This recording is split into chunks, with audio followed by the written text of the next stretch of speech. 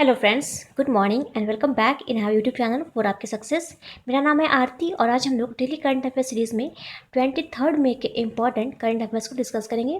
तो video start करने से पहले आपको बता दूं कि अगर आपको हमारे डेली करंट अफेयर सीरीज़ की फ्री पीडीएफ फाइल चाहिए तो आप हमारे टेलीग्राम ग्रुप फॉर आपके सक्सेस को ज्वाइन कर लीजिए। वहाँ से आप इसे फ्री में डाउनलोड कर सकते हैं और टेलीग्राम की जो लिंक है इस वीडियो के डिस्क्रिप्शन बॉक्स में दी हुई है। चलिए स्टार्ट करते हैं आज की वीडियो। हमारा फर्स्ट क्वेश्चन है, हाल ही में किस राज्य या यूनियन टेरिटरी ने ये सुकून कोविड-19 बीट द स्ट्रेस कार्यक्रम को शुरू किया है? तो इसका राइट आंसर है option A, Jammu and Kashmir. ठीक है, तो अभी हाल ही में जम्मू एंड कश्मीर के सूचना और जनसंपर्क विभाग ने इसे शुरू किया है। ठीक है, इसका उद्देश्य नागरिकों के मानसिक स्वास्थ्य को बेहतर बनाना है और कोविड-19 समस्याओं से जो है निदान दिलाना है। ठीक है, तो जम्मू कश्मीर से संबंधित कुछ फैक्ट्स आपको बता दूं।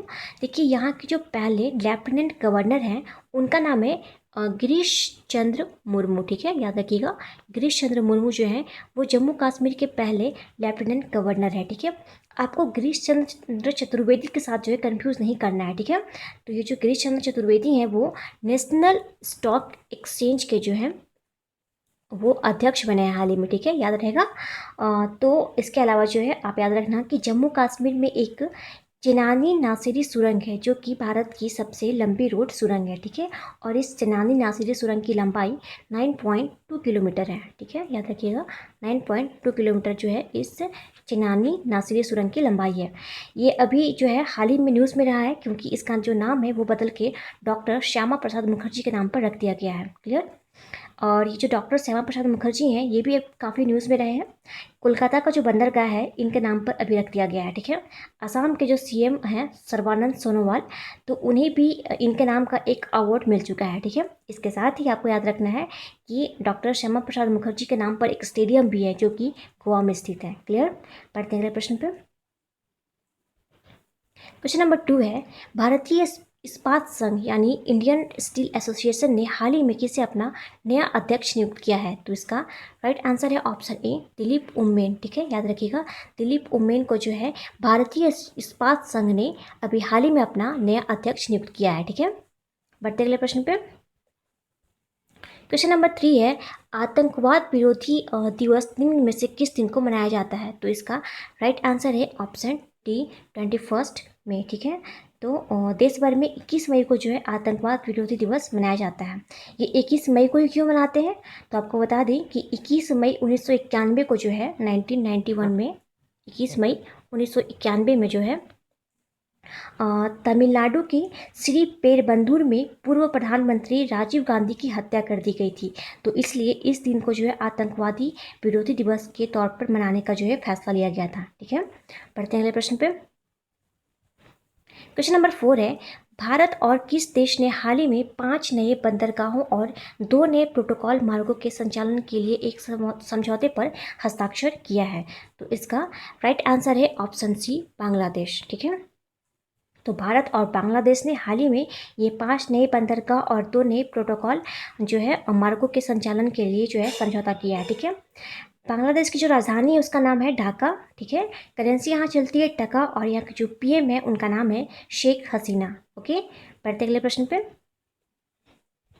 क्वेश्चन नंबर 5 है, कोविड-19 का टीका बनाने के लिए भारत बायोटेक और किस देश के फिलाडेल्फिया स्थित थॉमस जेफरसन विश्वविद्यालय के साथ समझौता हुआ है? तो इसका राइट आंसर है ऑप्शन ए, अमेरिका। ठीक है, तो कोविड-19 का जो है टीका बनाने के लिए भारत बायोटेक और अमेरिका के जो है फिलाडेल्फिया स्थित थॉमस जेफरसन विश्वविद्यालय के बीच जो है वो समझौता हुआ है। ठीक है, और इस टीके का जो विकास है वो जेफरन कंपनी के द्वारा किया जा रहा है। अगला प्रश्न है, चीन की सरकार ने हाल ही में किस देश के निर्यात पर 80% का टैरिफ लगा दिया है? तो इसका राइट आंसर है ऑप्शन ए, ऑस्ट्रेलिया। ठीक है, तो आप याद रखना कि चीन ने जो है ऑस्ट्रेलिया में जो है ऑस्ट्रेलिया देश पर जो है वो निर्यात पर 80% का जो है वो टैरिफ लगा दिया है। तो चीन की इस कदम से दोनों देशों के जो राजनयिक संबंध है वो बिगड़ गए हैं और चीन की इस कार्रवाई से जो आशंका जन्म ले रही है कि इससे शुरू होने वाला जो वैश्विक ट्रेड वॉर है उसमें चीन कई और देशों को भी घसीट सकता है। साथ ही वायरस के प्रसार को लेकर भी चीन पर जो है शुरुआत से ही कई आरोप लगते रहे हैं। ठीक है, पढ़ते अगले प्रश्न पे। क्वेश्चन नंबर 7 है, हाल ही में किसने शॉप्स नामक ई कॉमर्स उद्यम शुरू किया है? तो इसका राइट आंसर है ऑप्शन ए फेसबुक। तो फेसबुक ने जो है ये शॉप्स नामक ई कॉमर्स उद्यम को जो है वो शुरू किया है। ये सुविधा छोटे व्यवसायों को जो है मुफ्त में फेसबुक और इंस्टाग्राम पर अपने स्टोर स्थापित करने में जो है वो सक्षम बनाएगी। ठीक है, एपी का जो फेसबुक है उसका स्टैब्लिशमेंट ईयर याद रखना, इसका स्टैब्लिशमेंट ईयर है 2004, यानी 2004 के अंदर जो है ये इस्टेब्लिश हुआ था फेसबुक। इसका जो हेडक्वार्टर है वो कैलिफोर्निया में है और फाउंडर और सीईओ का नाम है मार्क जुकरबर्ग। ठीक है, आपको पता ही होगा मार्क जुकरबर्ग जो है इसके फाउंडर और सीईओ है। ठीक है, इसके साथ ही आपको याद रखना है कि फेसबुक ने जो है वो जियो प्लेटफॉर्म में जो है 9.99% की जो है वो हिस्सेदारी खरीद ली है जियो प्लेटफॉर्म की। ठीक है, याद रहेगा। बढ़ते अगले प्रश्न पे। क्वेश्चन नंबर 8 है, हाल ही में नाडा ने सविता कुमारी और अंकित सिसोदिया को निलंबित कर दिया। इन दोनों का संबंध किस खेल से है? तो इसका राइट आंसर है ऑप्शन ए पावर लिफ्टिंग। ठीक है, तो अभी हाल ही में जो है नाडा ने सविता कुमारी और अंकित सिसोदिया को निलंबित किया है। इन दोनों का संबंध पावर लिफ्टिंग से है और ऐसा इसलिए हुआ क्योंकि इन दोनों ने डोपिंग रोधी नियमों का जो है वो उल्लंघन किया था। ठीक है, तो नाडा का मतलब इसका फुल फॉर्म है नेशनल एंटी डोपिंग एजेंसी। ठीक है, याद रहेगा। हेडक्वार्टर है इसका नवी मुंबई के अंदर और इसके जो डायरेक्टर जनरल है उनका नाम है नवीन अग्रवाल। याद रहेगा, नवीन अग्रवाल जो है वो नाडा के ये डायरेक्टर जनरल हैं। ठीक है, नाडा ने जो है हाल ही में अपना ब्रांड एम्बेसडर सुनील शेट्टी को बनाया था। आपको मैंने पिछले वीडियो में बताया भी है। और याद रखना कि इसका जो मोटो है, नाडा का जो मोटो है वो है प्ले फेयर। याद रहेगा, प्ले फेयर जो है वो नाडा का मोटो है। ठीक है, अभी हाल ही में हमने पढ़ा था कि नाडा ने अपने अनुशासन पैनल में दोबारा से एक भारतीय मुक्केबाज को जो है शामिल कर लिया है। उनका नाम था अखिल कुमार। ठीक है, ये क्वेश्चन बहुत इंपॉर्टेंट है, याद रखना आप कि अखिल कुमार को जो है नाडा ने अपने अनुशासन पैनल में दोबारा से जो है फिर से जो है शामिल कर लिया है। ठीक है, बढ़ते अगले प्रश्न पे। अगला प्रश्न है, हाल ही में भारतीय रेलवे ने अपने पहले 12,000 हॉर्स पावर वाले इलेक्ट्रोमोटिव इंजन का परिचालन शुरू किया। इसका नाम क्या है? तो इसका राइट आंसर है ऑप्शन ए वैक 12। ठीक है, तो याद रखना कि भारतीय रेलवे ने जो अपने पहले 12,000 हॉर्स पावर वाले इलेक्ट्रोमोटिव इंजन का परिचालन शुरू किया है, इसका नाम वैक 12 रखा गया है। ठीक है, और इसे बनाया गया है बिहार के मधेपुरा इलेक्ट्रिक लोको फैक्ट्री में।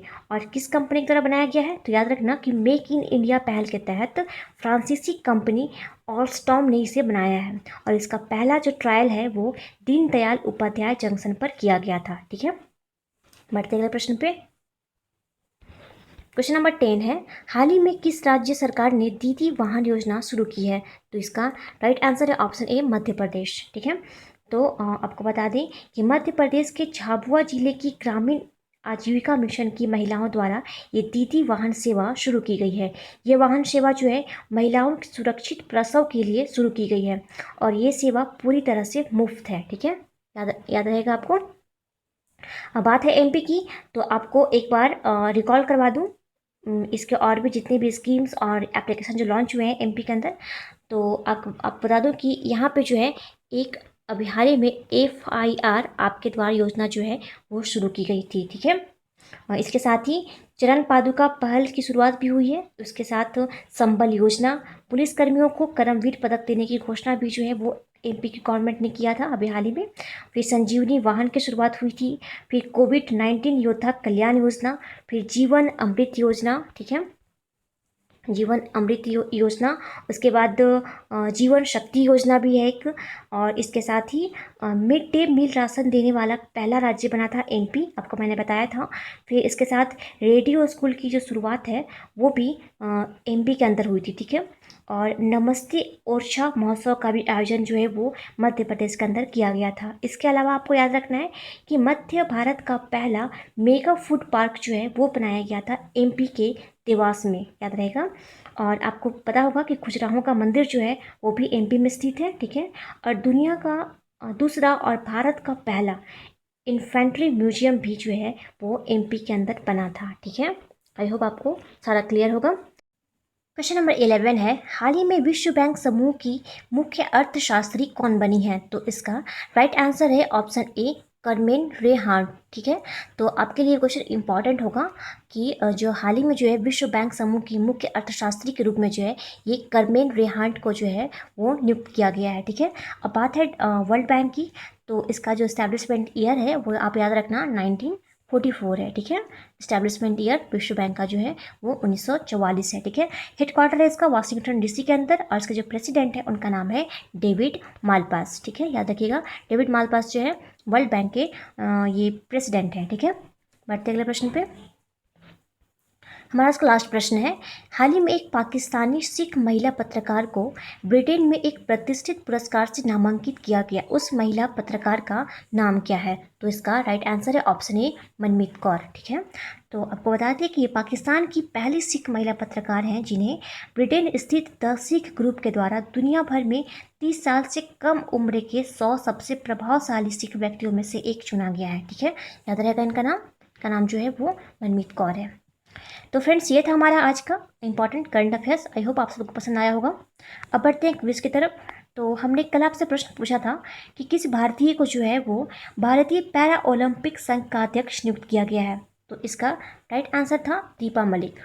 आप सभी ने इसका बिल्कुल सही आंसर दिया था। तो दीपा मलिक जो कि एक पैरा एथलीट है और चूंकि अब ये अध्यक्ष बन गई हैं पैरा ओलंपिक संघ की, तो अब जो है इन्होंने अपने खेल से जो है वो संन्यास ले लिया है, ठीक है।